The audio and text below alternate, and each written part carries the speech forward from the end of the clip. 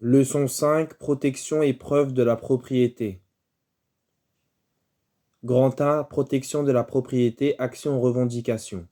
Action revendication, c'est égal à une action pétitoire qui suppose la reconnaissance de la qualité de propriétaire et a pour but la restitution de la possession du bien.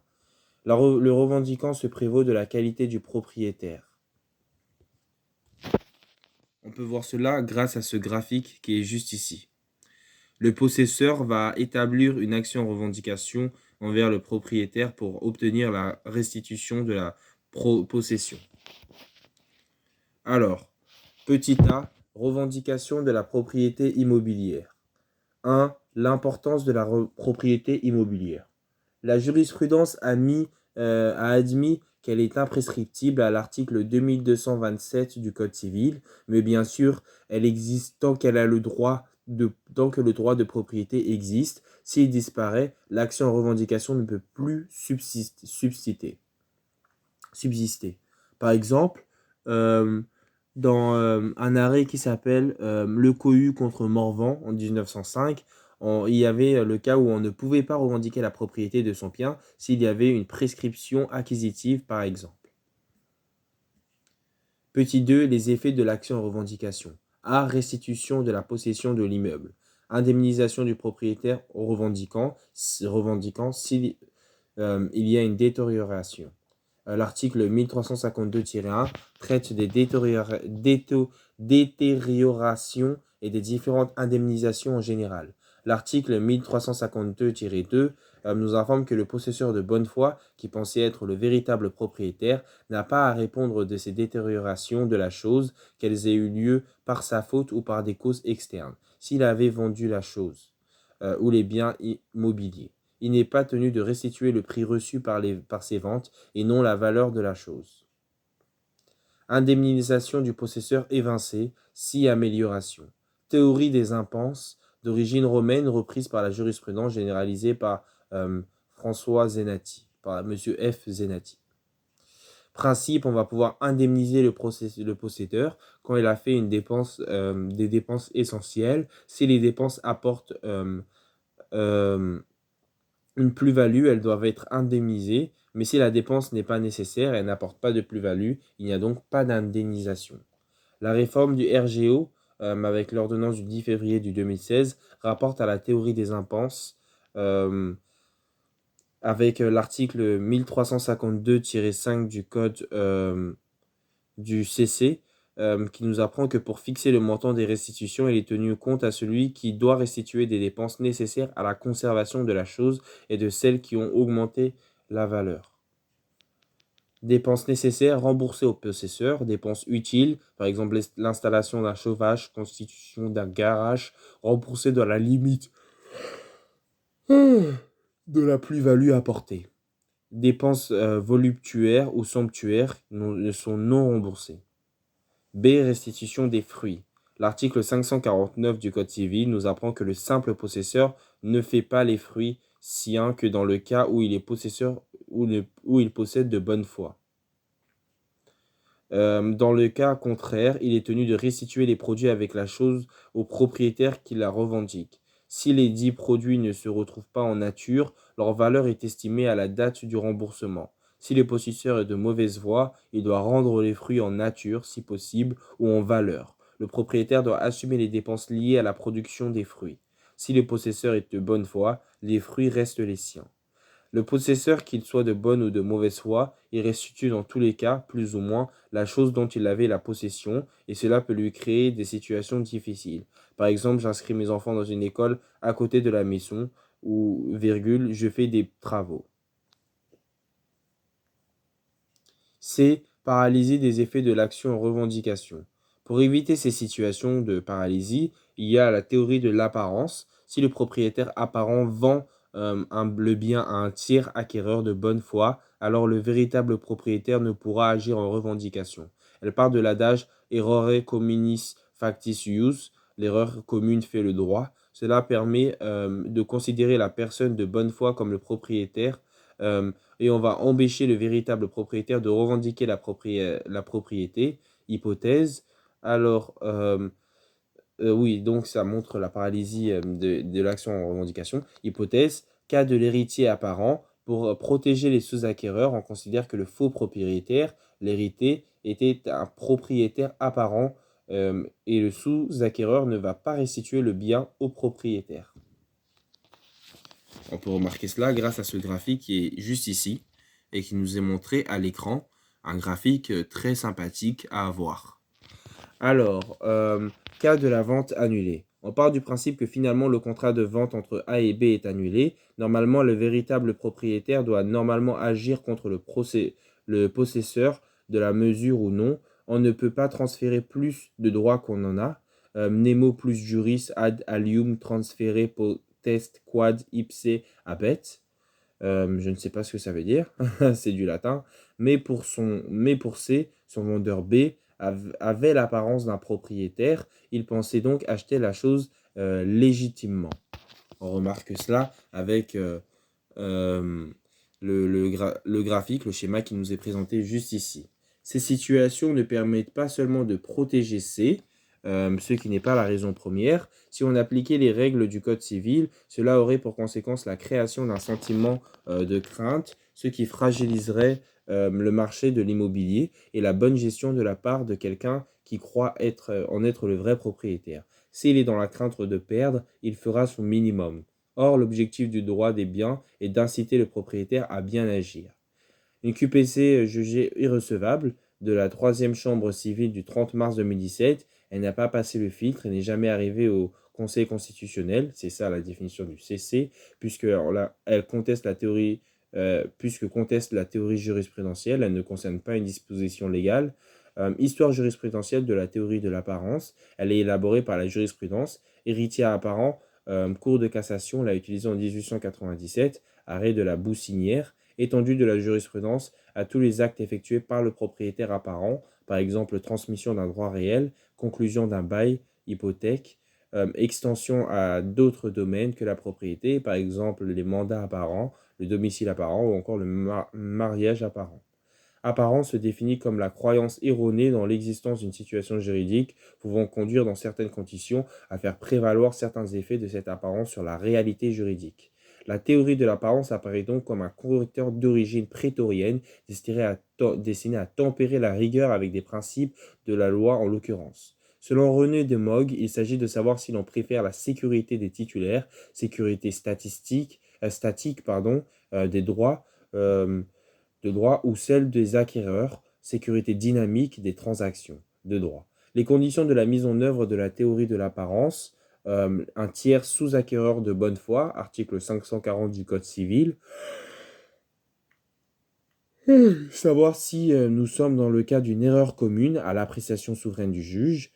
Conditions de mise en œuvre de la théorie de l'apparence nous sont présentées dans dans ce tableau qui m'apparaît un petit peu flou.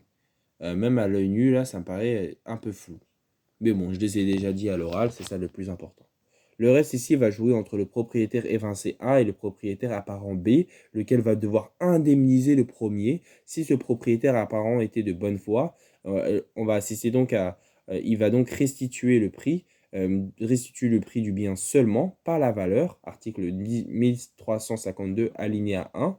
Il conserve le fruit perçu de la chose, article 1352-7. Il ne répond pas aux détériorations, sauf dues à sa faute, article 1352-1. Si ce propriétaire est de mauvaise foi, il restitue la valeur du bien, article 1352, restitue les fruits, y compris ceux qu'il a négligé de percevoir, article 1352-7, et répond des détériorations, article 1352-7. B. Revendication de la propriété immobilière. On ne retrouve pas la théorie de l'apparence, mais en matière de meubles, la revendication joue un rôle bien moindre que pour la propriété immobilière. CAR, article 2276, alinéa 1. Je ne sais pas ce que c'est le CAR, mais on verra après. En fait de meuble, la possession vaut titre. Lorsque le possesseur a obtenu le meuble du propriétaire lui-même, il y a une présomption simple d'acquisition régulière à la chose. L'article joue comme une règle de preuve. Le possesseur a acquis le bien à non domino d'une personne qui n'était pas le propriétaire s'il est de bonne foi et que la possession et que sa position n'est pas viciée. L'article 2276 du code euh, d'un code du CC est ici une règle de fond car ne facilite plus la preuve. Le possesseur est considéré comme le propriétaire et cela va conférer la propriété au possesseur à deux conditions. Le possesseur doit être de bonne foi, ignorer que la personne auprès de laquelle il a acquis la chose n'était pas le vrai propriétaire et sa possession ne doit pas être viciée. Et même effet que pour le propriétaire vicié et évincé, pardon, sauf que le meuble a été perdu, sauf si le meuble a été perdu ou encore volé. Et là, c'est l'article 2276 alinéa 2 du CC. Je ne sais toujours pas c'est quoi le CC, mais c'est pas grave. Là, qui donne la possibilité d'agir en revendication contre le possesseur, même de bonne foi, lorsque le meuble a été perdu ou volé, ce qui va donner au propriétaire le droit d'agir dans un délai de 3 ans et prouver que le bien a bien été perdu ou volé. Chambre civile, première chambre civile, 6 mai 99. L'article 2276 est applicable aux seuls meubles corporels individualisés. Sont donc exclus les meubles incorporels, tels que les fonds de commerce, ou encore les choses de genre.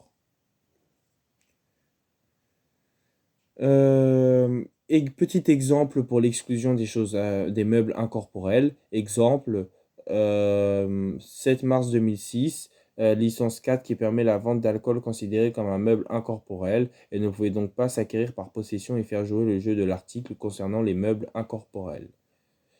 Ça, c'était juste un petit exemple pour les meubles incorporels. Néanmoins, je n'ai pas d'exemple pour les choses de genre. Il faut qu'elles soient individualisées. Mais je n'ai pas d'exemple pour ces choses-là. Mais pour pouvoir agir en revendication, il faut prouver l'existence de son droit de propriété. Il faut donc faire la preuve de son droit de propriété.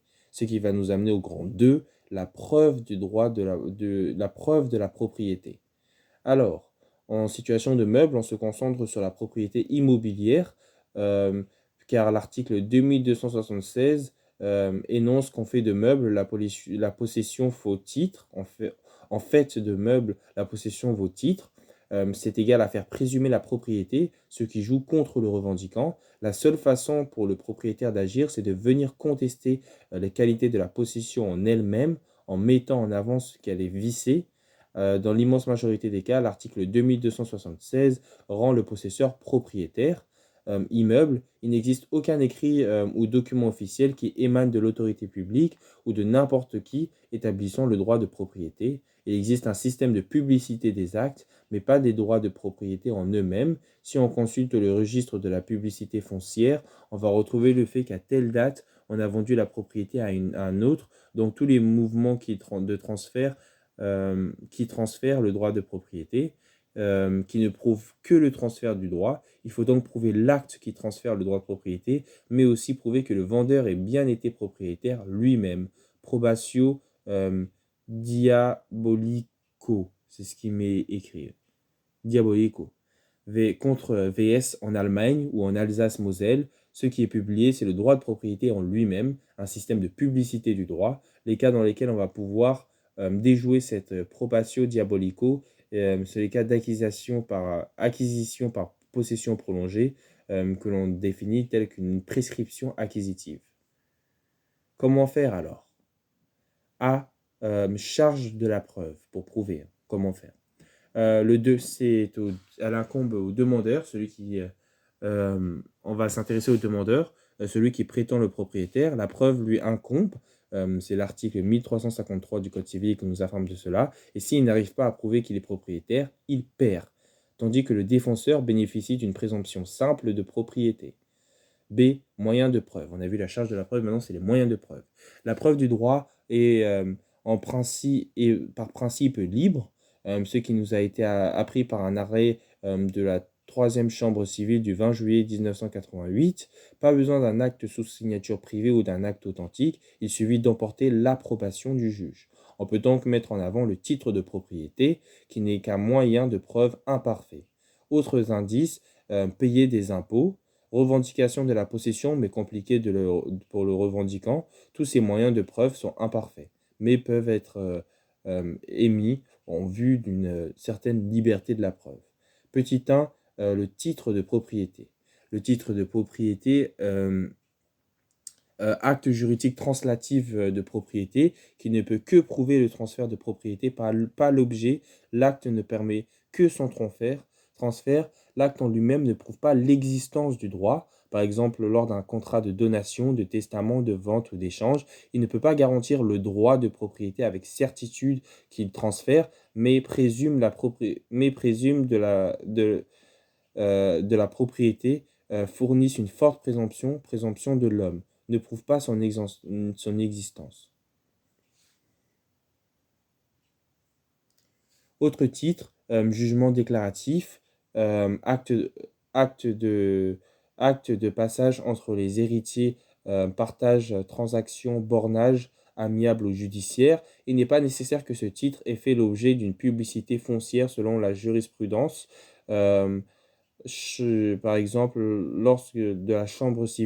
dans un arrêt de la Chambre civile du 8 mars 1954, seule limite au titre est que le titre ne peut pas émaner du demandeur lui-même, nul ne peut constituer de preuve à soi-même. Tous ces modes de preuve ne font que présumer la propriété, l'appréciation souveraine du juge du fond. Ils estiment que le titre est un des meilleurs modes de preuve, plus la preuve doit incomber au demandeur.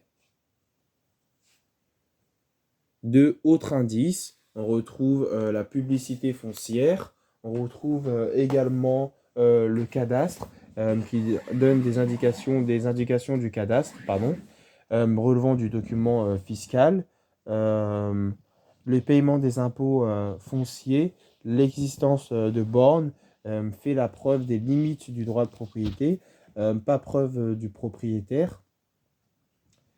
Euh, Et ces indices viennent soit corroborer la présence du propriétaire issu du titre, soit participer à l'appréciation souveraine du juge du fond. 3. La possession.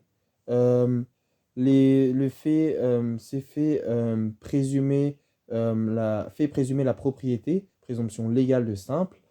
Si elle est non viciée, c'est une présomption. euh, Oula, c'est un petit peu complexe là. Plérumuc fit, la présomption vient du fait que celui qui arrive le plus souvent, ce qui arrive le plus souvent dans l'immense majorité des cas, c'est que le possesseur est le propriétaire, donc il est logique d'attacher une présomption de propriété au fait d'être possesseur. Ainsi, donc, à celui qui revendique la propriété de se rapporter la preuve de son droit. Ça permet une preuve parfaite de la propriété si usucapion, c'est-à-dire prescription acquisitive. C'est conflit de preuves. Alors, on part du principe qu'aucun parti au litige n'a de preuve parfaite. Il y a plusieurs cas de figure. Alors, tout d'abord, on a un tableau qui nous présente magnifiquement les exemples où on peut remarquer cela. Je vais le montrer tout de suite. Et je vais les lire tout de suite. Je vais lire tout de suite ces exemples. Alors, tout d'abord, conflit entre indice, aucune partie n'a de titre. Conflit entre indice et possession. La situation, le défendeur a une possession, ce qui va lui amener à une possession légale simple. Le demandeur a une attestation autre qu'un titre de propriété, tel que le paiement des impôts fonciers, cadastre, ce qui va lui donner une présomption judiciaire. Il est rare que l'action du demandeur aboutisse en sa faveur, mais il peut également s'attaquer à la qualité de la possession du défendeur. Si il établit que celle-ci est viciée, la présomption légale ne joue plus. Aucune partie... où en étais-je? Aucune partie n'a de titre. Conflit entre une possession actuelle et une possession ancienne. le défendeur a une possession actuelle et le demandeur a une possession ancienne. La possession actuelle sera souvent préférée à moins que le défendeur établisse que la possession la plus ancienne est la meilleure et se caractérise par que celle du défendeur, tels que des indices ou encore de la bonne foi, et caractérise que celle du défendeur. Une seule partie a un titre, conflit entre le titre et la possession. Le défendeur a la possession, tandis que le demandeur a un titre de propriété. Traditionnellement, la jurisprudence retient la preuve la plus ancienne. Cela nous a été présenté dans un article, dans un arrêt du 22 juin 1864. Ou encore dans un arrêt du 14 juin 1904. Ce n'est plus le cas aujourd'hui. Il y a une appréciation souveraine quelle que soit la date des preuves conduites. Si, ça nous a présenté également dans un arrêt de la première chambre civile du 18 novembre 1964. Les deux parties ont un titre, conflit entre les contradictoires, si les titres émanent du même auteur et que les deux ont été publiés, les titres émanent d'auteurs différents.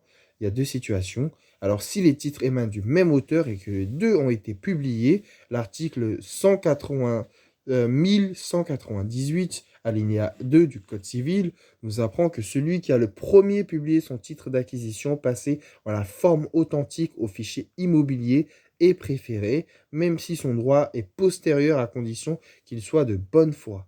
Et si les titres émanant d'auteurs différents viennent à s'imposer, on ne retient pas forcément le titre le plus ancien, comme la CIV le 12 novembre 1907, mais celui qui apparaît le meilleur et le mieux caractérisé. Par exemple, un titre corroboré par des indices.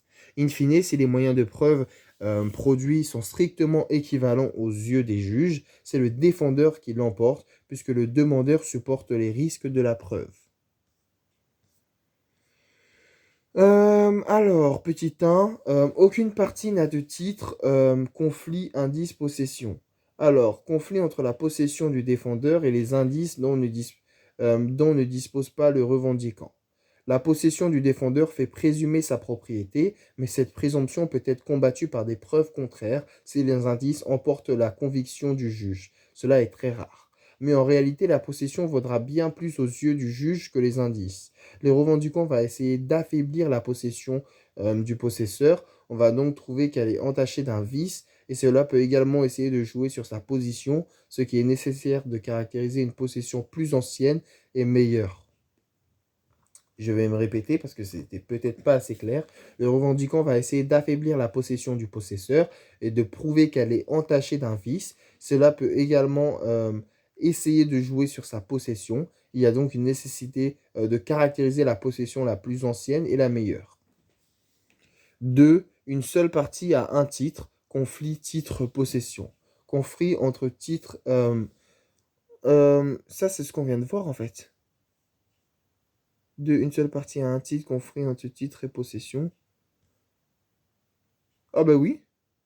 3. Conflit entre titres contradictoires.